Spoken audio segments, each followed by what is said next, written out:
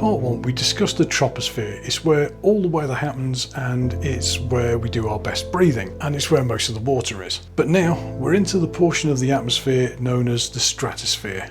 This is the part of the atmosphere that extends from about 10 kilometers, 10-12 kilometers up to about 30 kilometers. And this is the point, well, there's no other way of putting it. This is where things start getting a bit hinky.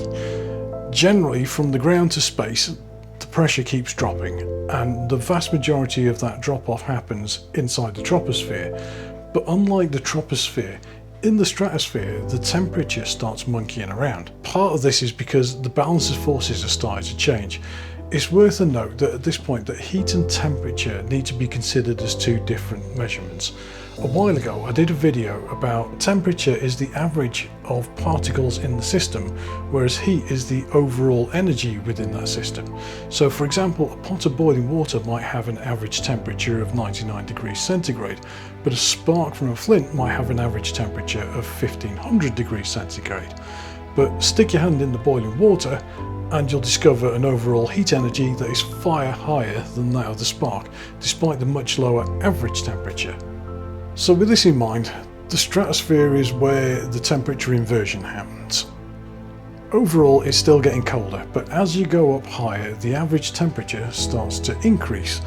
And what's happening is that as you head up through the stratosphere, the pressure drops, so there's less stuff, but especially around the ozone layer, which is the bit in the middle of the stratosphere, the average temperature starts to increase.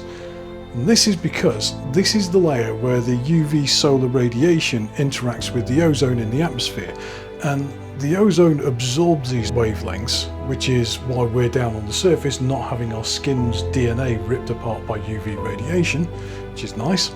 But in doing so, it converts the energy into thermal energy, hence the average temperature rising. It's a bit more complex in terms of how ozone breaks down into O2 and then reforms into O3 and so on. But basically, that's it in a nutshell. The ozone layer, because it's absorbing UV light, is starting to get warmer, so the average temperature goes up. And it's also worth noting that the stratosphere is so called because it's very stable, whereas the troposphere is hotter at the bottom than the top, causing it to constantly churn and mix due to hot air rising. The stratosphere starts cold and gets warmer. Comparatively speaking, it's still -3 degrees at the top, and it's the average temperature that's going up, not the total heat, etc. But because of this, it forms into stable layers or strata and doesn't particularly do much churning. And this is also where aircraft do most of their flying. From civilian airliners to military jets, they operate within the stratosphere, but only aircraft where you're either in a pressure suit like an SR-71 or in a pressurized tube like an airliner. 60,000 feet, 20-ish kilometers, is the altitude at which your body's fluids start to boil. During a spacesuit test in a vacuum chamber, an astronaut got into trouble because his spacesuit started leaking, so he got to experience this firsthand.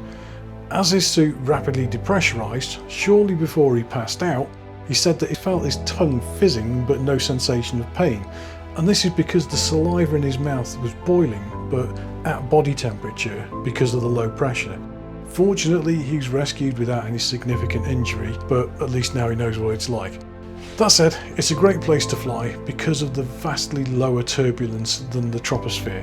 At this point, the air pressure is so low that measuring it in millibars is not very useful. We're now at the very top of where aircraft can fly, because aircraft can exist within the stratosphere, well, they can fly within the stratosphere, but once they get to the top of the stratosphere, the air just isn't thick enough to support them, and that's where we move over into the mesosphere.